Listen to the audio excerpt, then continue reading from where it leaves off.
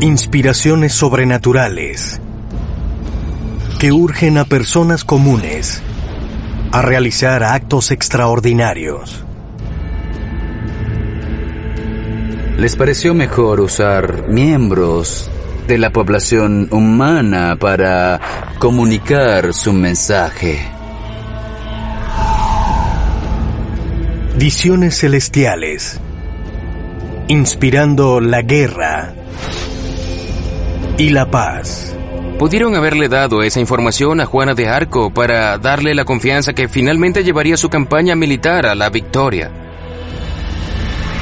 Y encuentros cercanos que dejan atrás pistas misteriosas de nuestro pasado y nuestro futuro. Pensé que no resultaría nada y entonces algo que parecía ser un mensaje real sobre alienígenas emergió.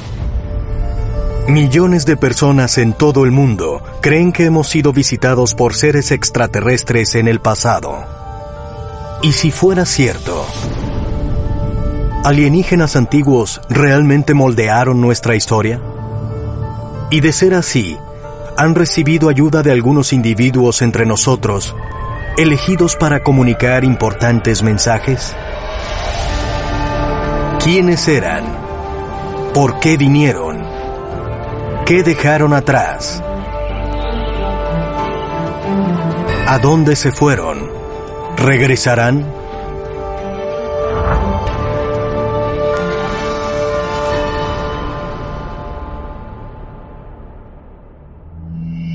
Contactos alienígenas.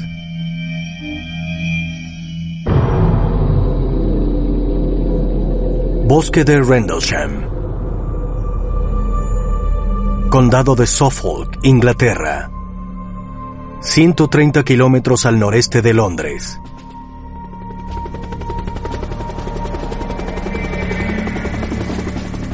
Durante la Guerra Fría, más de 12.000 oficiales y soldados estadounidenses estaban estacionados en dos bases de la Fuerza Aérea, en los extremos norte y sur del bosque. Las bases Bentwaters y Woodbridge de la Real Fuerza Aérea.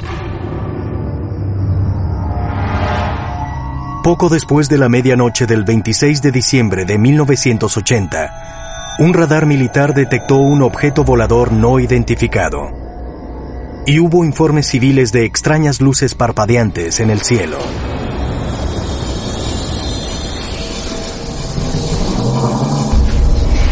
En pocos minutos, policías militares, incluidos el sargento James Peniston y el aviador de primera clase John Burroughs, fueron enviados al bosque a investigar. Lo que hallaron fue algo que los experimentados soldados nunca habían visto. Al disiparse la luz, comencé a ver la silueta de una nave triangular. Era completamente negra, excepto por luces ocasionales, azules, amarillas y naranja que la recorrían. Tenía luces azules, había como una lanza naranja sobre ella, una luz blanca salía de abajo y había como una bruma naranja. En su informe, el sargento Peniston describió las dimensiones de la extraña nave como de 2 metros de altura por 2,75 metros a los lados. También notó marcas inusuales, símbolos elevados similares a los jeroglíficos egipcios. Esperaba hallar, no lo sé, Usaf o algo así. Y lo que vi fue grabados pictóricos que no tenían ningún sentido. Y cuando pasé la mano por un lado de la nave estaba muy caliente al tacto. Después de tocar la nave, el soldado de 26 años aseguró haber recibido una extraña y poderosa visión.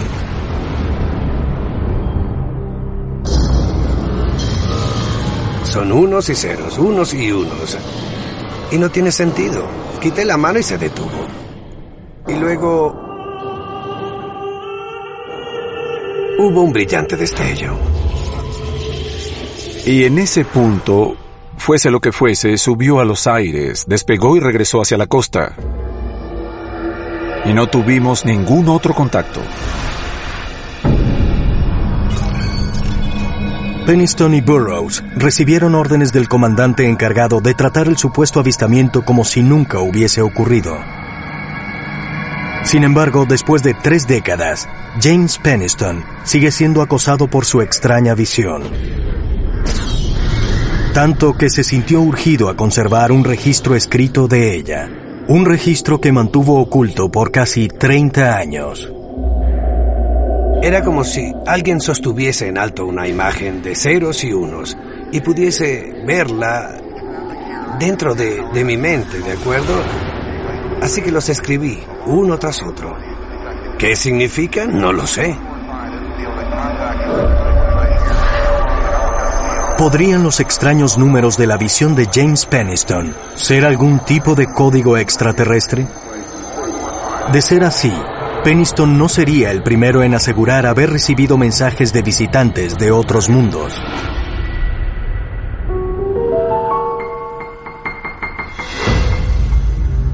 De hecho, la historia está llena de relatos de personas urgidas a entrar en acción por el contacto con lo que aseguran eran seres extraterrestres, seres divinos o seres sobrenaturales. Se dice que Abraham, Mahoma y San Pablo fueron inspirados por visitas de Dios. Se dice que Moisés, Confucio y la legendaria figura camboyana Priya Pisnokar recibieron a extraños visitantes que les entregaron códigos morales y filosóficos. Dios los eligió por su integridad, por su fe. Eran líderes que Dios eligió para poner en ciertas posiciones. Las personas respetaban a esos líderes y sabían que eran personas de Dios. Según la hipótesis del antiguo astronauta, las visiones no son divinas. De hecho, fueron visitas de extraterrestres que nuestros ancestros creyeron que eran visiones. Pero no lo fueron. La persona no comprendía que él o ella habían sido visitados por extraterrestres de carne y hueso. Tal vez el ejemplo más conocido de un hombre que recibió instrucciones específicas de una fuente extraterrestre puede hallarse en la historia de Moisés. Según el libro bíblico del Éxodo, Moisés se encontró con Dios por primera vez en la forma de una zarza ardiente. Fue allí donde recibió su misión: sacar al pueblo hebreo de la esclavitud en Egipto y llevarlo a la tierra prometida. Más tarde, en el monte Sinaí, después de haber llevado a salvo a los judíos al desierto, les fueron entregados los 10 mandamientos, como leyes dadas al hombre directamente por Dios. A la larga, estos códigos morales forjaron las bases de una religión mundial. Pero para los teóricos de los antiguos astronautas, la historia de Moisés puede interpretarse como un encuentro no solo divino, sino también alienígena. Según el Antiguo Testamento, Moisés subió al monte Sinaí a encontrarse con Dios. Y cito, y vieron al Dios de Israel, y había debajo de sus pies como un embaldosado de zafiro, semejante al cielo cuando está sereno. Y entonces me pregunto, ¿existe algo así o fue una especie de rampa metálica mal interpretada? Pero se pone mejor. Moisés, de hecho, describe la tierra vista desde el espacio exterior. La cita es: y he allí que vi la redondez de la tierra, de una vez las profundidades de la tierra y las vastas altitudes de los cielos. Es decir, aquí describe la tierra como redonda, pero entonces eso no debía saberse según los científicos más convencionales. ¿Es posible que Moisés fuese inspirado por una fuerza no solo de los cielos, sino de otro mundo? De ser así, ¿Es posible que otras inspiraciones divinas también tuviesen orígenes extraterrestres?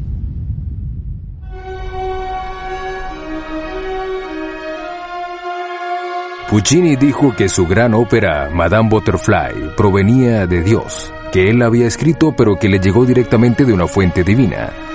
William Blake, cuya obra completa, sus escrituras y pinturas se basaron en repetidas visitas de ángeles.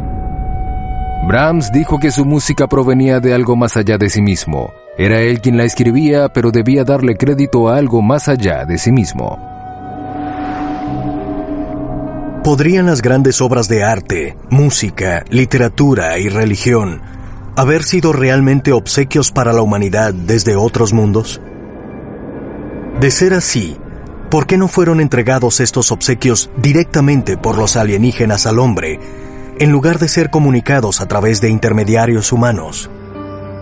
Tal vez la respuesta, como en muchos mensajes alienígenas, pueda hallarse en uno de los lugares más antiguos y sagrados de la Tierra.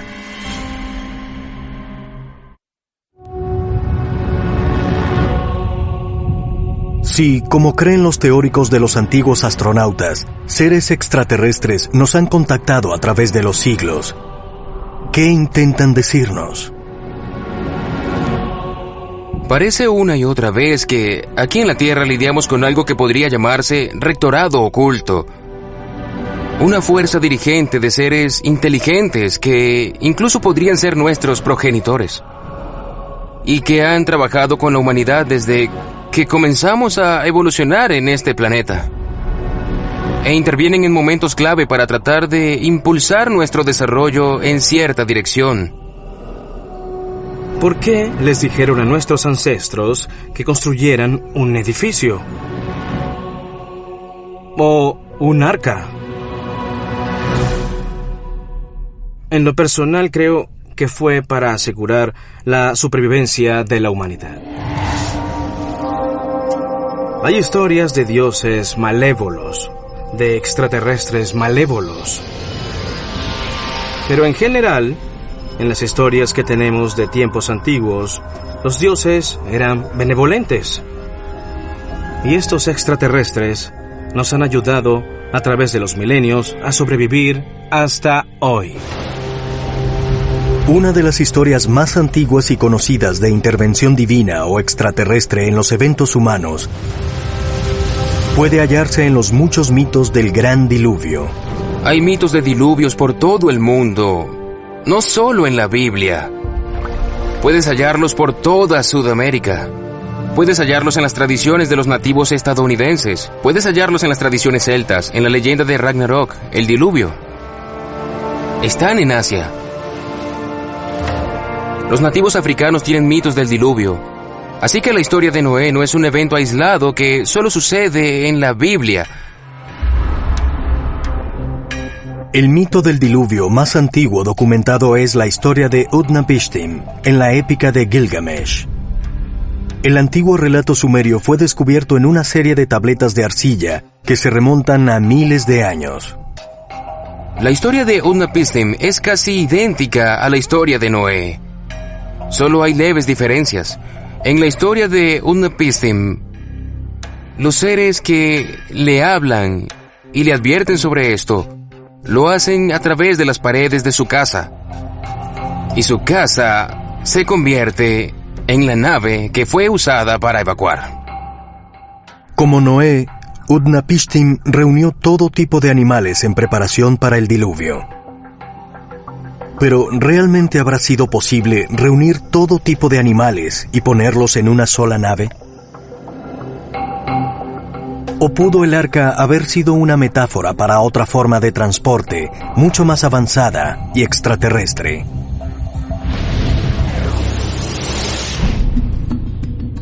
El arca de la historia sumeria tiene la forma de un cubo. Ahora tenemos físicos que están desarrollando modelos físicos hiperdimensionales, en los cuales calculan las matemáticas de cómo se construyen estas dimensiones superiores y cómo lucen. Se llama tesseracto. Un tesseracto es un cubo dentro de un cubo, así que es posible que el cubo al que se refiere la épica de Gilgamesh podría ser descrito como un portal estelar que usaba este tipo de geometría hiperdimensional como un modo de asegurar que Utnapishtim y todos los animales y personas que salvó no permaneciesen en la tierra. Y así fue como pudieron sobrevivir al diluvio.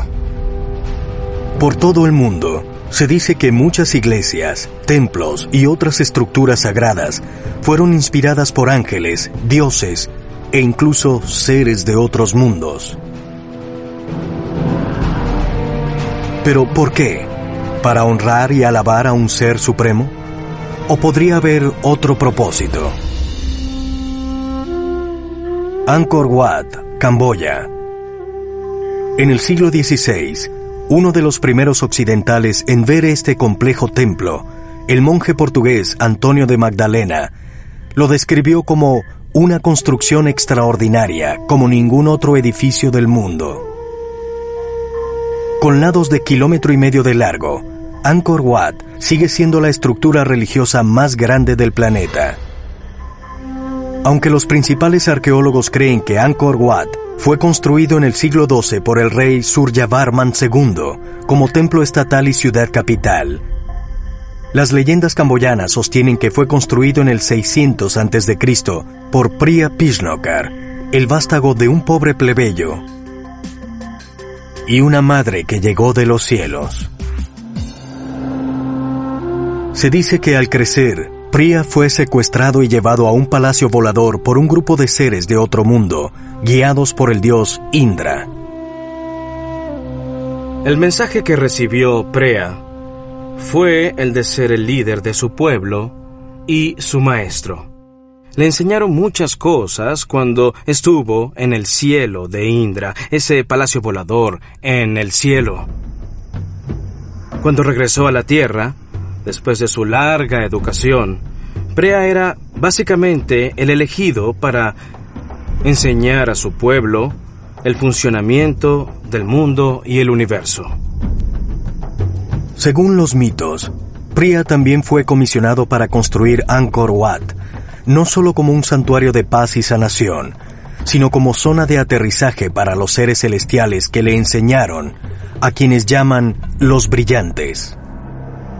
Se describe diciendo que no se usaron verdaderas herramientas, sino solo agua mágica.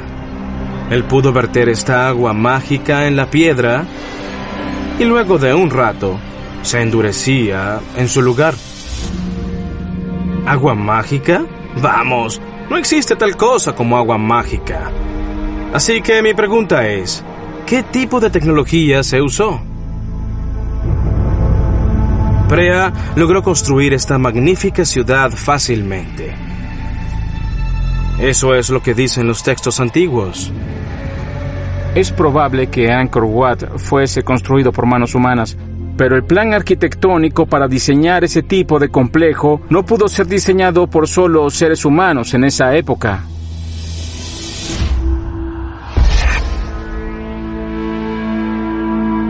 A 9.700 kilómetros al noroeste de Angkor Wat, se dice que una chica francesa del siglo XV también recibió inspiración divina. No para construir, sino para guiar a los hombres a la guerra. Orleans, Francia. En 1429, la ciudad era asediada por los ingleses durante la Guerra de los 100 años. La supervivencia del ejército y el gobierno francés parecía condenada. Entonces, Juana de Arco, de 17 años, viajó a Château Chinon, donde persuadió a los líderes locales de que los santos Miguel, Caterina y Margarita la habían visitado y le habían dicho que su presencia en Orleans inspiraría al ejército francés a romper el asedio. La historia de Juana de Arco es un relato fabuloso de una visión que realmente afectó la historia de un modo práctico y concreto. Francia estaba en graves problemas. Esta alma sensible, esta chica joven tuvo la visión de santos que le decían que guiara un ejército y liberase una ciudad. Ella lo hace, También tiene algunas profecías por estas visitas de que podrá terminar el asedio de una importante ciudad y hacer una gran contribución a la historia. Todo porque esos santos le hablaron en una visión. Aunque Juana sirvió principalmente como testaferro militar, también diseñó nuevas tácticas de artillería y superó repetidamente a los más experimentados comandantes ingleses. ¿Pero realmente provenían del cielo sus misteriosas visiones? ¿O pudo la adolescente francesa haber recibido, como sugieren los teóricos de los antiguos astronautas, algún tipo de conocimiento extraterrestre avanzado?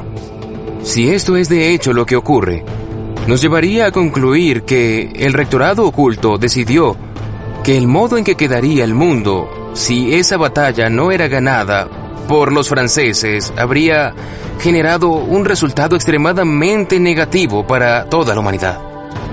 Así que Juana de Arco fue contactada por un ser extraterrestre luminoso que le habría dado la información a Juana de Arco para darle la confianza que finalmente llevaría su campaña militar a la victoria. Si seres extraterrestres han inspirado y afectado los eventos humanos, entonces, ¿es realmente como sugieren algunos para mejorar a la humanidad? ¿O podrían tener otro propósito, tal vez más oscuro y siniestro?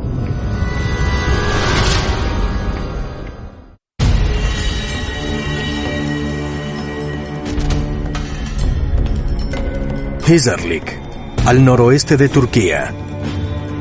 Hace más de 3000 años, esta era la ciudad amurallada de Troya.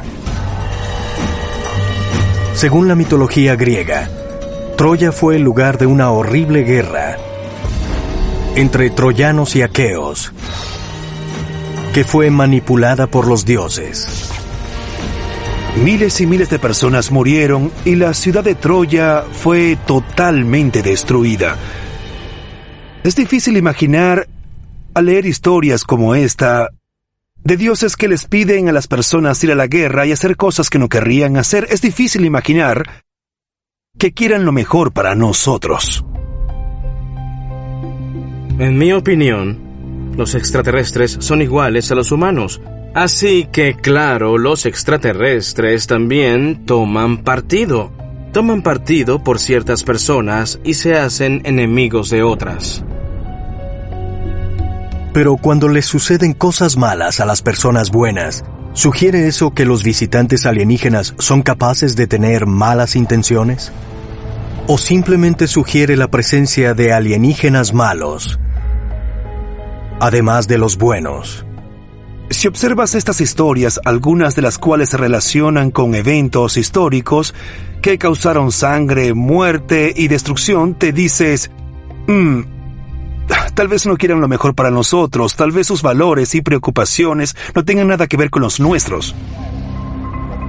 Igual que hay personas buenas y malas aquí en la Tierra, hay extraterrestres buenos y malos allá afuera.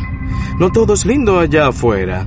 El bien y el mal permean todo el universo. El yin y el yang, hay un balance. No estoy seguro de que siempre sea tan claro.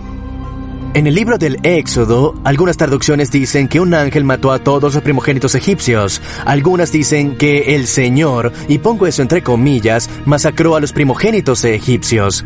Es difícil reconciliar, al menos en mi perspectiva, que un Dios amoroso y benevolente haga que ángeles masacren niños inocentes. A medio mundo de distancia del Mediterráneo, cruzando el Atlántico, se dice que otra masacre de inocentes fue dirigida por los dioses.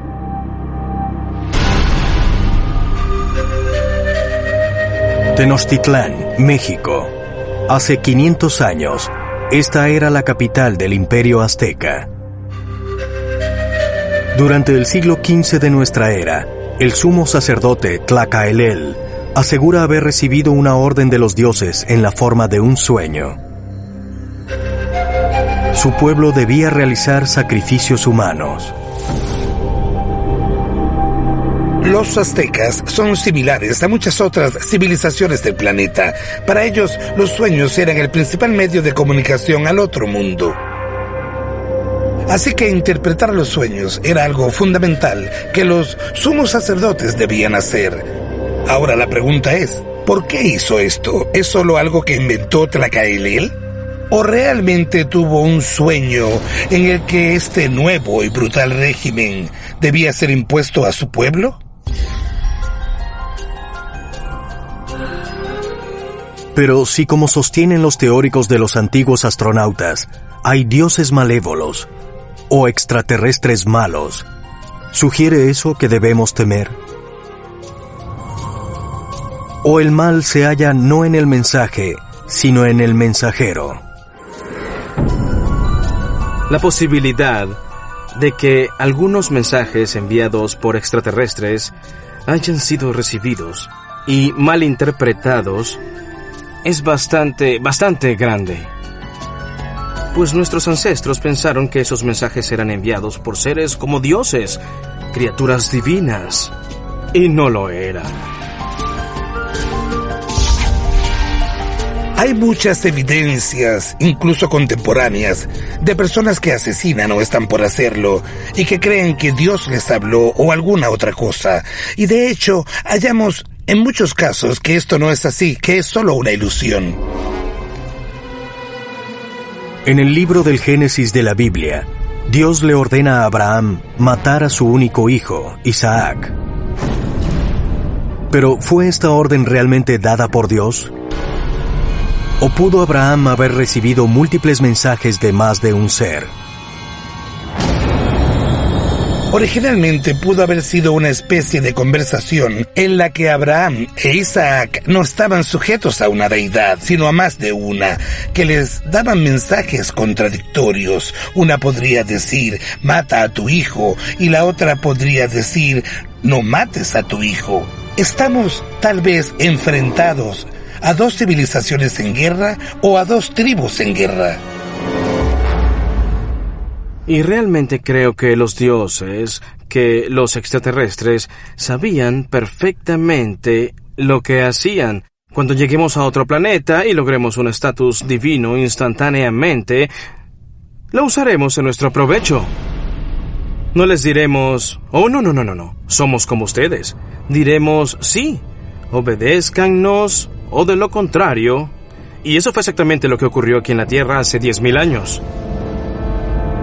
Para los teóricos de los antiguos astronautas, un hecho es seguro. Luego de establecer el contacto, el destino del mensajero humano no siempre es agradable. Después de su captura por el ejército inglés, Juana de Arco fue quemada en la hoguera por hereje. San Pablo, quien se convirtió al cristianismo después de una aparición divina, fue posteriormente ejecutado por los romanos. Y Moisés guió a su pueblo por el desierto por 40 años, pero no pudo entrar a la tierra prometida. Cuando Dios elige a una persona para hacer un trabajo, siempre hay oposición. Moisés tuvo la oposición del faraón y Pablo fue apedreado. Esos incidentes externos, esas fuerzas que actuaron contra él, fueron la carga, por decirlo así.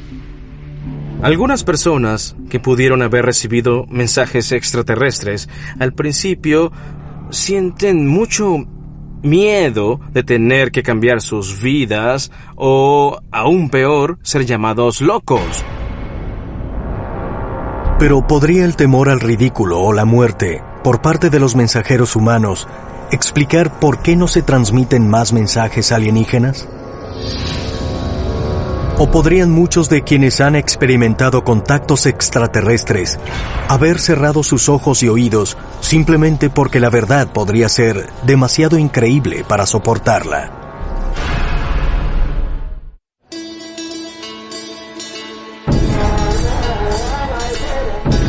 Millones de personas en todo el mundo consideran a los libros sagrados como la Biblia y el Corán la palabra de Dios. Cientos de millones de hindúes consideran al Mahabharata una guía de iluminación espiritual entregada por su Dios el propio Señor Krishna. Todos estos libros religiosos contienen principios en la forma de filosofías, parábolas y códigos morales. Los mensajes de más allá de nuestro conocimiento ordinario parecen llegar de varias formas. Una visita, un sueño, en ocasiones un objeto, una tableta, un plato dorado, un libro. Así que eso ayuda. Un libro es un objeto ordinario con el que nos familiarizamos. Pero si es visto como algo inspirado en lo divino, podemos considerarlo más que un libro ordinario.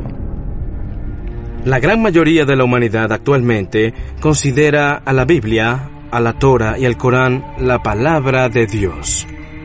Pero, ¿es posible que estos libros no fuesen más que guías sobre cómo debemos vivir nuestras vidas y que esos códigos morales fueran de hecho entregados a nosotros por extraterrestres a quienes nuestros ancestros consideraban dioses? No creo que el Mahabharata sea una obra de ficción, es una historia real. Y la historia del Mahabharata incluye no solo las acciones de los seres humanos en la Tierra, sino las acciones de extraterrestres en otros planetas y en esta Tierra, en interacción con los seres humanos aquí. Culturas de todo el mundo creen que las deidades y otras entidades no humanas se comunicaban frecuentemente a través de intermediarios, conocidos como profetas. En el Corán está escrito que Dios ha enviado a más de 100,000 profetas a través de la historia. Muchas culturas nativas estadounidenses creían que los dioses les hablaban a través de chamanes, parecidos a los oráculos de la antigua Grecia. Un oráculo es una persona, pero es un estado divino, es un estado alterado de algún tipo que es capaz de oír las voces de los dioses y traducirlas a un lenguaje humano accesible. Pero ¿podría el mismo fenómeno aplicarse a los textos religiosos judeo-cristianos? ¿Podrían las historias bíblicas de ángeles y milagros ser de hecho malas interpretaciones de antiguos contactos alienígenas o inspiraciones? Las visitas o apariciones llegan para dar un obsequio, para abrir las mentes, para guiar hacia una nueva percepción, una nueva posibilidad, ya sea para una nueva idea artística o un nuevo plan para la humanidad. A menudo estamos atrapados en algo y debemos trascender sus límites conocidos, pero estamos atrapados. No somos capaces de ver y tener una perspectiva trascendente, y eso es lo que hace posible la visita. Si eso es cierto, podría haber evidencia adicional de contactos alienígenas al examinar los avances en los campos de astronomía, arqueología y física. O tal vez en el que sea posiblemente el más universal de todos los lenguajes, las matemáticas. Universidad de Cambridge, Inglaterra, febrero de 1913. El profesor de matemáticas Godfrey H. Hardy recibe una carta que contiene complejos teoremas y fórmulas matemáticas de Srinivasa Ramanujan, un indio de 26 años. El distinguido estudioso queda asombrado por lo que lee. Hardy observa los teoremas y dice: «Dios mío, nunca habíamos visto algo así. Son matemáticas del más alto nivel.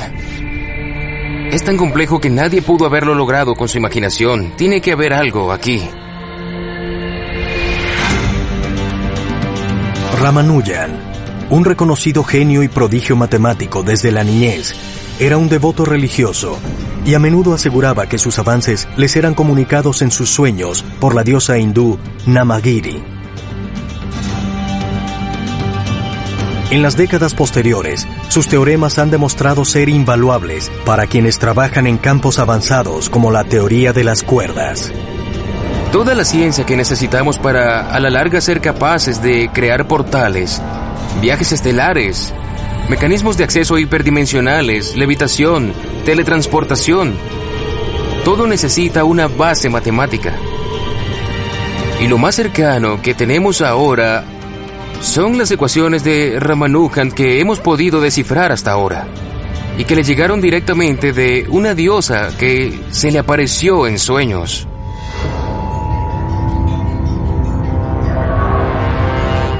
¿Podría Ramanujan haber recibido telepáticamente información importante que podría permitirles a los humanos construir un portal estelar a otras dimensiones o mundos alienígenas? De ser así, ¿por qué? ¿Cuál es el propósito final de lo que algunos creen son comunicaciones alienígenas?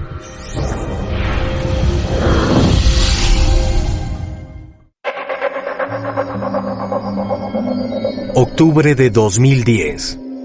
Por casi 30 años después de su supuesto encuentro con una nave no identificada en el bosque de Rendlesham, en Inglaterra, los militares retirados James Penniston y John Burroughs rara vez hablan sobre el incidente. Sin embargo, ambos siguen siendo acosados por su experiencia. Ese fue un evento que nos cambió la vida. El problema con esos eventos que te cambian la vida es que te la afectan por siempre. Quiero saber lo que era. Creo que hay personas en nuestro gobierno que tienen una mejor idea y que podrían decirnos lo que nos ocurrió, pero no puedo decir con seguridad lo que era y de dónde provenía. Poco después de su supuesto encuentro, James Penniston se sintió urgido a escribir una larga y compleja secuencia numérica de unos y ceros que asegura haber visto cuando tocó la nave espacial. ¿Pero eran realmente solo números aleatorios? Estaba escribiendo esto no de memoria, sino de una imagen mental de esos códigos. Es un código tipo binario. Así que intenté suprimirlo, pero sentí la urgencia de escribirlo. Ahora comprendemos que el mejor modo de comunicarnos con una civilización antigua es con el código binario. Si nosotros lo sabemos, obviamente cualquier otro en el universo lo sabrá también. Y al saber que nuestros ancestros, ya sea por cuenta propia o con ayuda de extraños, también lo sabían, comprendemos que el código binario es realmente el mejor o el único medio de comunicación alienígena. Por 3 décadas, Penniston mantuvo su misteriosa secuencia numérica oculta en su cuaderno de la Fuerza Aérea. Allí permaneció, sin ser examinada ni descifrada. Estaba aterrado. Estaba allí pensando, de acuerdo, te sucede algo malo, Jim. No estás bien. No estás pensando lógicamente. Esto es muy extraño. No puedes hablar de esto a nadie. Te quitarán tu arma, te expulsarán. Todas esas cosas estaban en peligro. Eso pensaba en ese momento, que si le decía a alguien exactamente lo que ocurría, sería el final de todo. El rechazo del llamado probablemente sea una experiencia que todas las personas pensantes experimentan. Hay un proyecto, una tarea, una misión, pero vacilamos. Dudamos de nosotros mismos y no respondemos de inmediato a nuestro destino. Y eso no es algo bueno. Luego de dejar la Fuerza Aérea y regresar a Estados Unidos, Penniston descubrió que era acosado por sueños persistentes sobre su experiencia en el bosque y el significado del misterioso mensaje numérico que recibió. No sé qué significa. Nunca hice que lo analizaran ni nada parecido. Es decir, estábamos allí haciendo nuestro trabajo en una situación que nunca habíamos manejado antes. En octubre de 2010, Penniston le confió sus 6 páginas manuscritas de unos y ceros a un programador de computadoras. Esperaba que la serie de números, al parecer aleatorios, pudiese ser traducida en algo que se asemejase a un mensaje legible. ¿Podría alguien escribir esto en binario? ¿Bien? Probablemente no.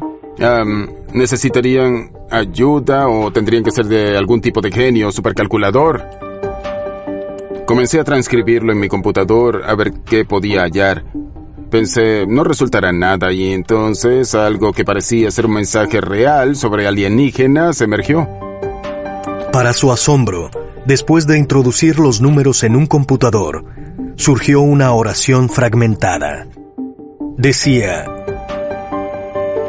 exploración de la humanidad continúa para el avance planetario.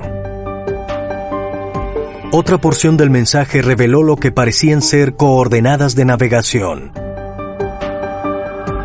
¿Podría esta serie de números descifrados ser de hecho evidencia de lo que ha estado buscando la raza humana? Prueba de que no estamos solos. Exploración de la humanidad para el bien o para el mal. Avance planetario es el avance de la raza humana, como muchos lo han teorizado, o es el avance de algún ejército que viene a conquistar la Tierra. En cuanto a las coordenadas de navegación, asombrosamente, apuntan a la ubicación geográfica de una misteriosa isla hundida, conocida en las leyendas celtas como Hy Brasil. Se dice que fue el hogar de una civilización miles de años adelantada a su tiempo. También la llaman en ocasiones la otra Atlántida. Se creía que Hy Brasil era una tierra misteriosa donde las personas tenían un alto grado de civilización. Usaban tecnología sónica y de vibración para curar. Eran personas muy éticas y morales y consideraban a los europeos como bárbaros y no querían mezclarse con ellos. Disfrutaban del aislamiento y la reclusión. Pero si el extraño mensaje binario en el cuaderno de Penniston muestra las coordenadas de Hy Brasil, ¿qué significa eso? Podrían ser antiguos astronautas y el incidente del bosque de Rendlesham pudieron haber sido ellos regresando, que hallaron a una persona lista para recibir el mensaje y con la frecuencia correcta para recibirlo, para dejarnos saber que las personas que llamamos Hy brasilianos aún están allí y quieren que estemos listos para aceptar en el futuro algún tipo de congreso abierto y una comunicación entre nuestro mundo y el suyo. Hay cosas que sé que ninguno de los dos recordamos, que ni tú recuerdas ni yo recuerdo. Sí, bien, incluso Ed dijo que recuerda que saqué mi arma y nos desmayamos, pero no recuerdo eso. En diciembre de 2010, James Penniston y John Burroughs planean regresar al bosque de Rendlesham, al mismo lugar donde aseguran haber encontrado una misteriosa nave 30 años antes. Ambos nos sentimos urgidos a regresar. Estar en el área nos hará recordar todo lo que ocurrió en el verano de 1980. No puedo explicarlo, como no pude explicarlo la primera vez. Pero creo que tendremos una mejor comprensión de lo que debemos hacer ahora. ¿Podría haber más? Sí, podría haber más. Si Penniston y Burroughs regresan al bosque inglés donde aseguran haber tenido un encuentro cercano, ¿qué hallarán allí? ¿Más pistas? ¿Más mensajes?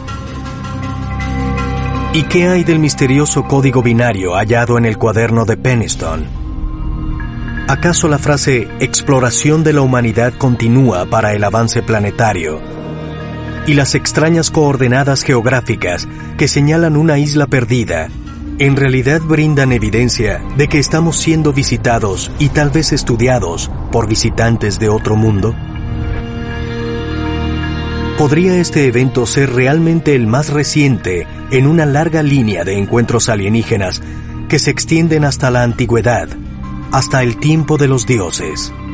De ser así, ¿nos están ayudando o nos están preparando para ayudarlos a ellos?